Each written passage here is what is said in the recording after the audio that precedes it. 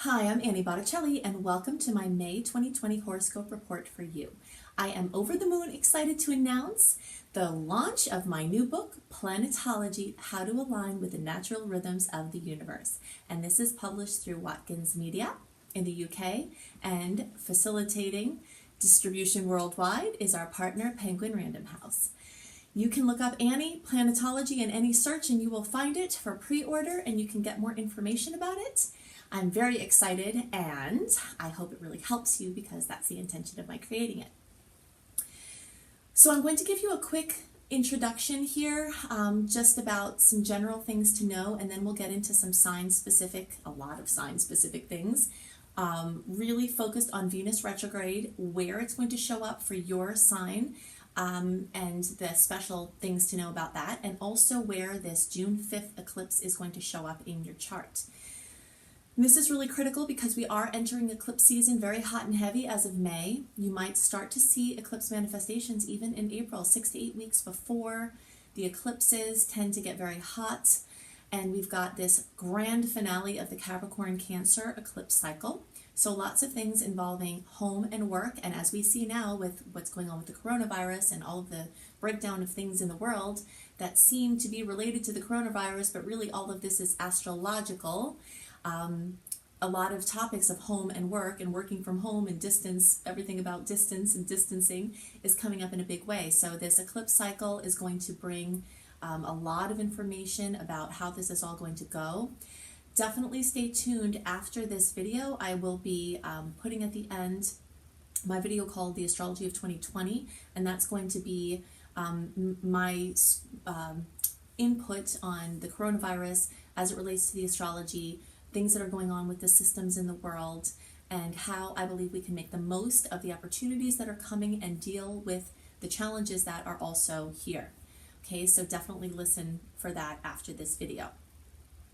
So there are 3 eclipses, one on June 5th, a lunar eclipse at 15 degrees of Sagittarius. Then we have on June 21st a solar eclipse. And then we have on July 5th a lunar eclipse at 13 degrees of Capricorn. Okay, so in the May report, I'm going to show you where this June eclipse is happening. In the June report, I'm going to talk about the locations of the 2nd June eclipse, where that is going to be for you. And in the July report, I'll talk about the location of the July eclipse. Okay, so between 3 horoscopes, we'll cover all of the energies, how that's going to look for you. Venus retrograde is very, very major right now because we are actually in it May 13th through June 25th. Venus, the ruler of love and relationships, money and finances, and beauty and self-esteem and design projects and artistic expression. Major rulership of the domains of Venus are coming up in a big way. And I have created lots of resources for you, including a Venus retrograde blog that you can find if you just search for Annie Botticelli Venus retrograde. You'll find all of these resources that I have. And in these May videos, I am going to show you in the chart where that is for you. I've had a lot of requests to go back to the format where I show you the charts and show you more specific detail for the early, middle, and late degree placements, what certain things look like. From the last eclipse cycle, I had some terrible endings that happened then that I had to work with, so I wasn't able to put the extra time in with doing the charts, but now in this month I'm bringing them back. So definitely please let me know if you want me to keep doing that, because I do listen to your feedback. I listen to nice feedback. If people are mean, I don't listen to them. So anything nicely worded, I definitely take into consideration. So we've got a really very important month here. 2020 is one of the most pivotal years of our time.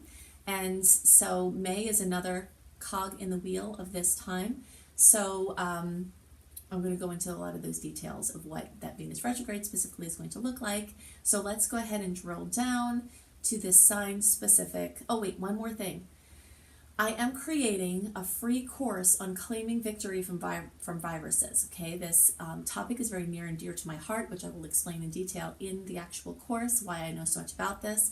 Spirit has been prepping me to assist with viruses for a while, and there's just way too much information on this topic for me to bring out in the videos. So I'm going to create a whole class about this that I'll continue adding to. So you can register for that class at lumelife.com, L-U-M-E life.com. Search for Luminous Life Multiversity in my name, and you can see there in the free course listings that you can enroll in the school and in the course for free, so that you can understand how to protect yourself from viruses, understand what they're doing. And I also will go into quite a bit of detail about the bigger picture of how viruses are part of our human evolution and how to work with them in the video called Astrology of 2020 that will follow this video. Okay, so now let's go into the sign-specific movement of Venus retrograde and what types of implications we can see from this and that placement of the June 5th eclipse for you.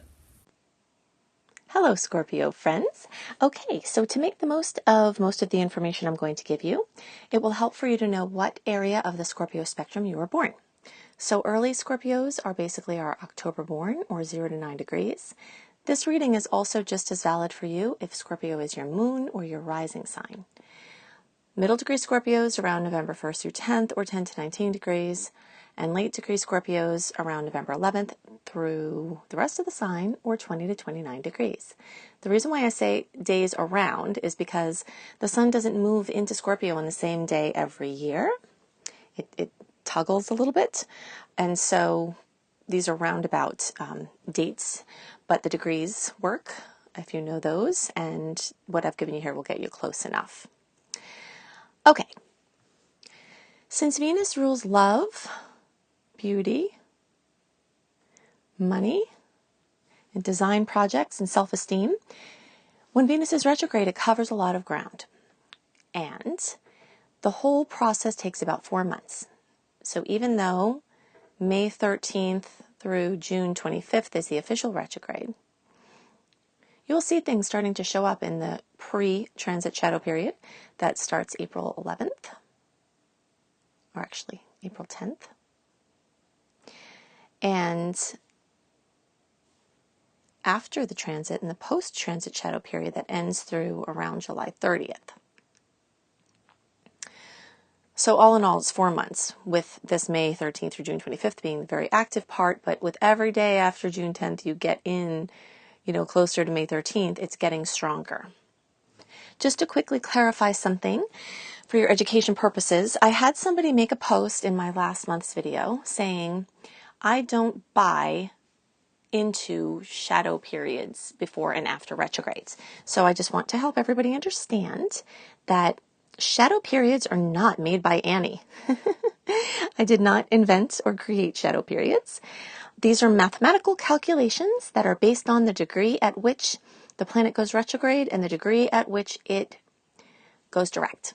Okay, and that is for people who know how to calculate those. It's calculatable, it's predictable, it is mathematical, it's actually astronomical, and it's astrological. So that is not a matter of buying into it.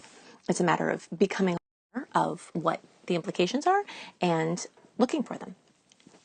Okay, when Venus is in retrograde and the shadow period, it brings major re-examination into the areas of life that we talked about. Okay, love, beauty, money, design, self-esteem, your relationships, your relationship with money. But it's not necessarily the best time to make life-changing decisions. Now, life is going to give you situations where you have to roll with it and you have to make a decision. If that happens, don't worry about it. This is for the purposes of your planning and you're actively using the energies. Retrogrades bring energies backwards. And when they're going on, you've got these crazy, glasses on. I call them Venus retrograde goggles. Okay? And with these Venus retrograde goggles, it means that you're not usually seeing love, beauty, money, self-esteem, things like that clearly. And that's why a lot of times after the transit occurs, people will look back in these areas of life and decisions they've made, and they'll say, what was I thinking? Because you're not seeing clearly. So if you know that going into it,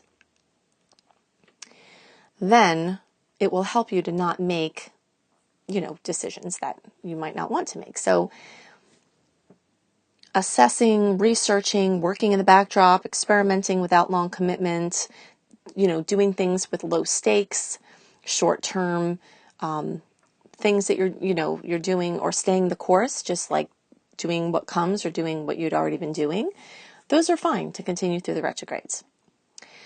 definitely look for, if you search for Venus retrograde, I think if you even just put Venus retro Annie in any search, my Venus retrograde video will come up, and I also have a very extensive blog series on my website at anniehelpsyou.com.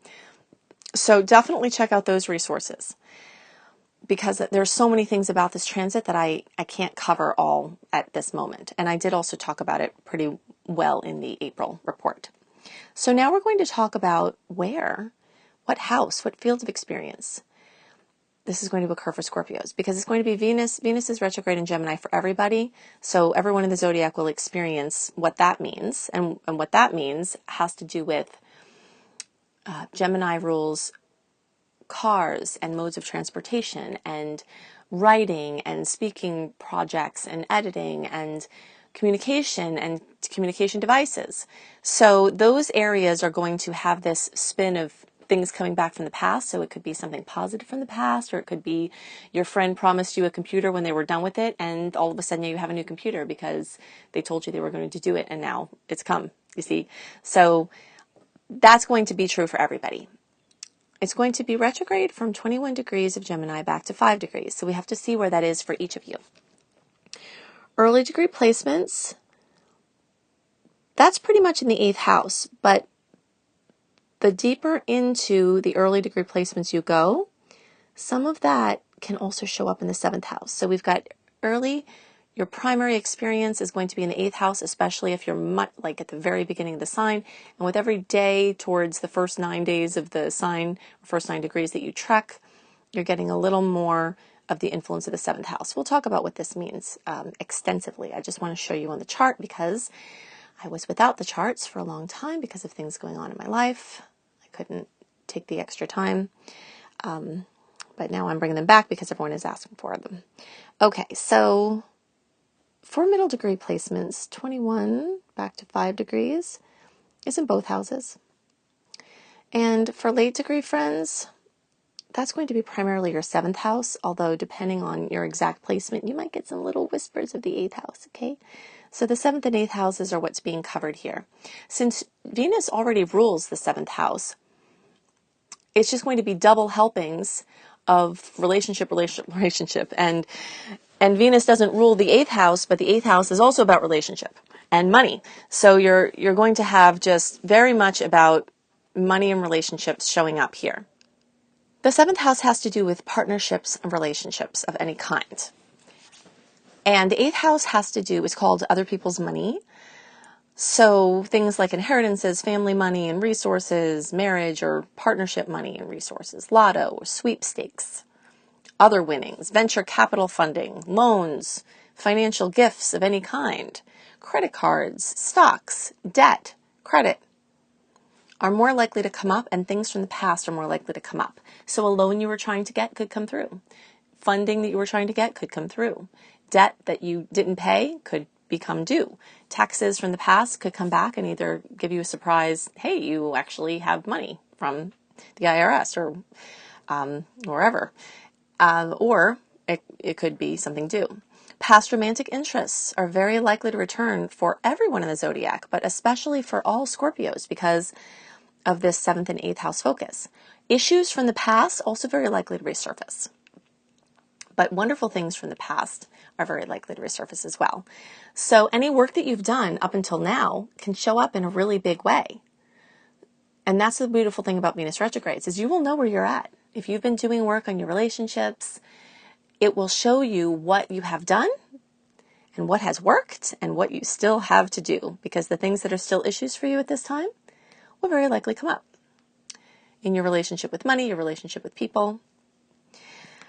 For some people, interests like psychology, mystery, research, esoteric topics, even astrology, ancient wisdom tools also have an increased chance of showing up. So let's say you had been interested in palmistry in the past, and now that love for it's coming back because it's, because of this transit.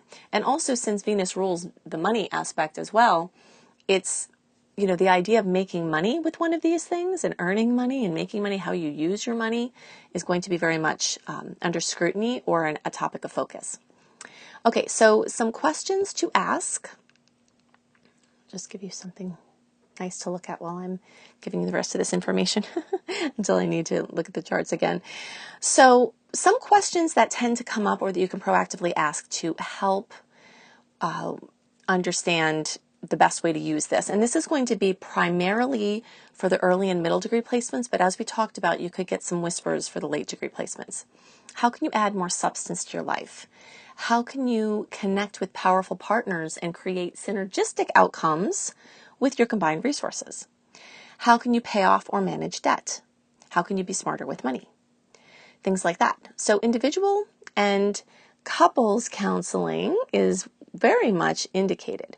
Okay, and I like to recommend, if you know that you've got issues unresolved in your relationship, proactively schedule some help for you, because the more you do this work purposely, the more you're able to make headway. And that's why I always say don't fear these transits, even though they do tend to bring things up, because at least it shows you where you stand. If someone from the past comes back in your life, explore the relationship during the retrograde, but if you can, try to avoid making any final decision on it, because again, remember those Venus goggles. Those goggles are on and you might not be able to see clearly. Any deep spiritual work of any kind, participating in anything involving like mysteries or research, human design, tarot, or other things besides the ones I've listed, connecting to your angels, guides, any of your spiritual people that you're drawn to. Tantric studies are also really well indicated with the 8th house. And doing things to help magic return to your current relationship. If you're in a relationship and it really needs to have some fresh air, spending some time and focus on working with your relationship can be really well spent. Sometimes people who've been separated, they're separated from their love, Venus can sometimes bring them back. But sometimes people will see that they have to spend some time away from their beloved in the retrograde. And that usually tends to come back around after the Venus goes direct, unless it lasts a whole Venus cycle, which is 18 months, but that's more rare. Okay, so my affirmation for the 8th house Venus retrograde: I attract amplified synergistic connections. The energy of Scorpio is very much about merging, and it's very much about synergy and creating something greater than the two individual parts. And any ruckuses or mischief that happen are really just helping you to be able to do this more, because it is a benevolent universe, and the things that come up are really trying to help you have an easier and better life. Really important to know for all Scorpio placements, and really everyone in the zodiac, but especially since you all have this extra focus on the relationship and money part, if this Venus retrograde is having you like divide assets, where you're like having to split things, or if it's, dividing anything having to do with your love relationship, because you're not seeing clearly, it's not always the best time to commit to what the outcome is going to be. I've seen it happen many times where in the Venus retrograde cycle, people who are splitting with a partner, a roommate, a business partner, are so done with the situation, and Venus has brought the things back up again, and they're like, okay, I'm done, we're doing this, we're separating. It has happened so many times that people will say, just get away from me, take the money, I don't care, take everything, I just want to be free.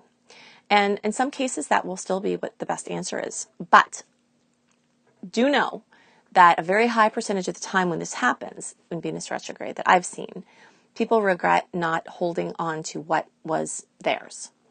Okay, so if you are feeling this way and you are hearing my voice, it's not a coincidence, and maybe you have to consider this, because you don't want to be giving everything away and then have time pass and wish that you had those assets, or wish that you had something to show for what would have been yours. Now, if something is toxic to you, a relationship or whatever, and you have to step away, you have to follow your flow, but it's just really important to remember this, inheritances, things like this.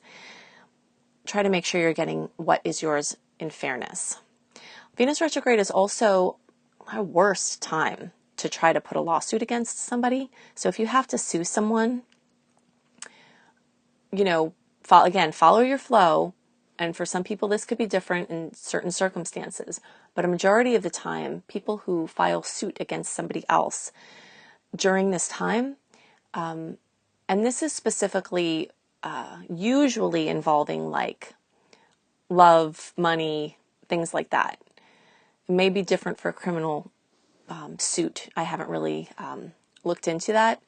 But in general, the spending of that type of money or trying to do that at this time tends to go back against the person who filed. Okay, so just keep that in mind. Okay, so for the 7th house, so remember the, middle and late degree, you're really going to have the 7th house energy, and 8th, you guys will have some whispers of it, okay?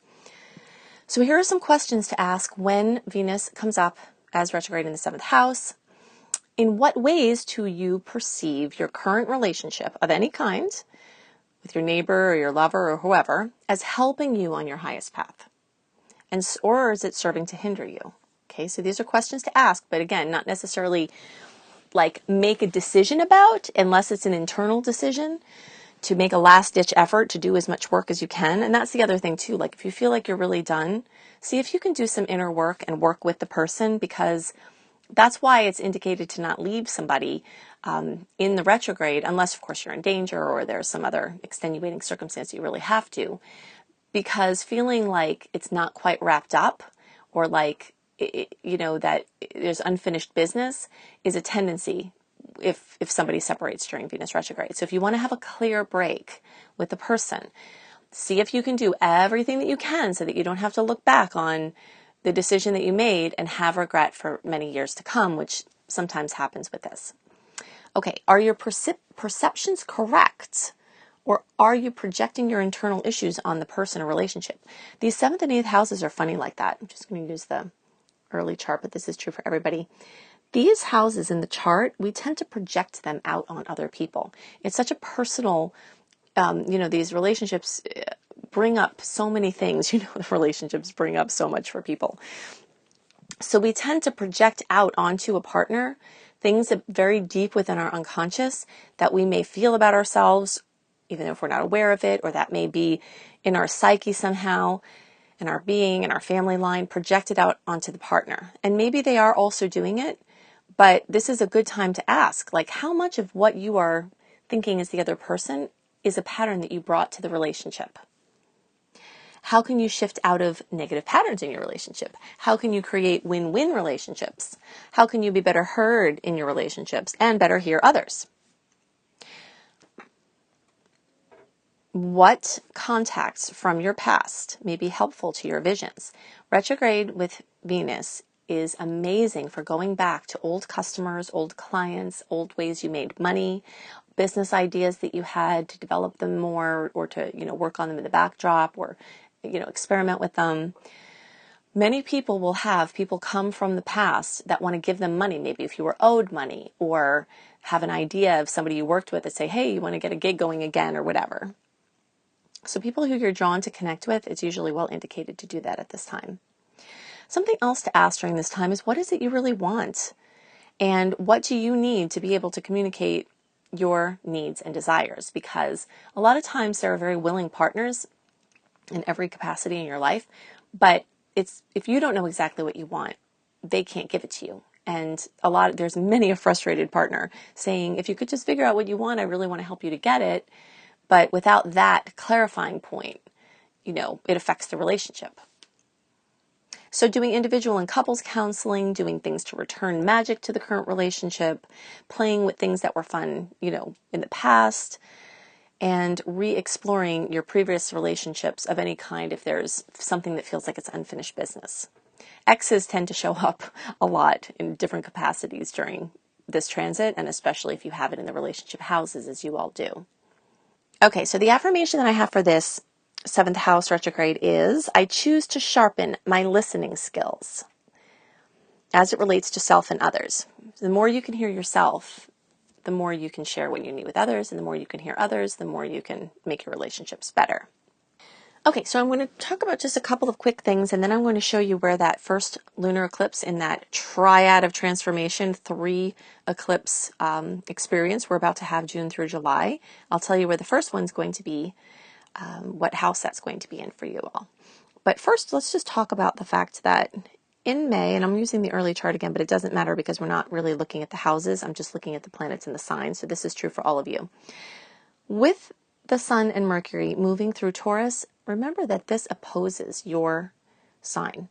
So whenever anything is in opposition, it can cause an overstimulation, and it can feel like things are working against you. And this line is also the me-we line. Okay, so you and your partnerships, you and your relationships, I mean, they're just, it is coming up so much in this time from so many different areas of your chart that, you know, it's really going to take front and center. But any work that you've done can also take front and center in the way of just wonderful fulfillment with your, you know, your endeavors. All right, so let's talk about the eclipses.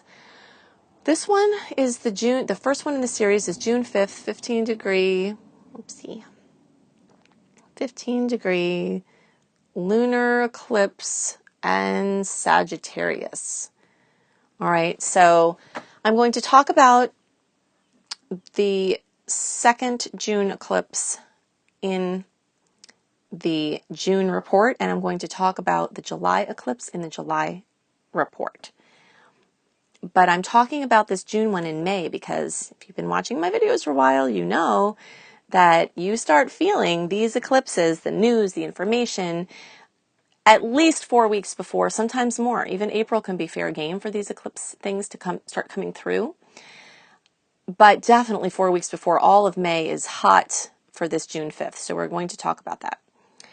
Remember about eclipses is that they happen every 6 months over the cycle in the different polarities of signs. So we're ending the Capricorn Cancer eclipse cycle that's been present from the middle of 2018 to the middle of 2020. So a lot of things are going to be wrapping up, a lot of things that, you know, like major deals. And we can see how this, you know, with the coronavirus, how this is factored in with Capricorn work, Cancer, home, you know, working from home, you know, all of these things are going to be coming up in a big way. So all of the time in between those 6 months, anything can happen along an eclipse continuum. Okay, right. So then also the Sag one, Sag Gemini is starting. So things can happen in between the eclipses, but the closer you get to the eclipse point, so we'll put this like, you know, the 4 to 6 weeks before and after each actual eclipse, and sometimes it goes to 8, is hot. It's like putting a pot boiling, like it's been on simmer, and then it's like simmer, simmer, simmer, simmer. Oh, it's getting crazy. It's starting, oh, it's full boil. Okay, then it's starting to simmer down, and then it's like in the backdrop, and then it boils. See, that's why I talk about these eclipses beforehand, because I want you to understand what's going on and what's at play here. In the past, I had talked in detail about what the eclipses can do in each of the horoscope videos. I'm not doing that anymore. What we're going to do now is see what fields of experience are going to show up for each of the Scorpio placements, and then I have a whole series on the eclipses, and I'll direct you to those for more information. All right, so 15 degrees of Sag for early degree placements is going to be in the second house. All right, 15 degrees of Sag is going to be first or second house for middle degree placements. And late degree friends, that is the first house really highlighted for you. Now, as usual with these things, you know, these early degree placements, you might have a little whisper into the first house. These late degree placements, you might have a whisper into the second house. But y'all in the middle, it's fair game to manifest in either or both. So I'll give you just a couple of bullet points on what that looks like, but definitely go to AnnieHelpsYouTV.com or my homepage on YouTube. Search for Annie Botticelli Eclipses, and then for everybody, look up the eclipse in Sagittarius or ninth house, because that's the sign. So everyone's going to have pieces of that. Okay, and then the early degree, you're going to look for eclipse in second house in Taurus or second house. Okay, because that's for you. And then middle degree, you may have some of that. You know, there's a good chance for that. So early and middle, you're going to look at eclipse in Taurus or second house. And then late, you're going to look at eclipse in first house or Aries. Okay, and that video is going to be for you. And then you can also watch this second house Taurus one, because there might be whispers of that. So basically for the early, middle, and possibly a little bit for the late, the money eclipsing, the way you used to make money, something comes to a head, either something that you've been trying for works out in a big way and money comes in, or there's an ending to how you used to make money, which may or may not also open up a new way of making money. All right. Money, self-sufficiency. Self-sufficiency is a big key. I always talk about self-sufficiency with the second house, but it's becoming more and more important with everything going on in the world, with the coronavirus and the breakdown of the systems. The more individuals can be self-sufficient and communities can be self-sufficient, then when crisis strikes, the easier it will be, because we have lots of, life, world changes that we're in the midst of and coming. So this energy about self-sufficiency is really important.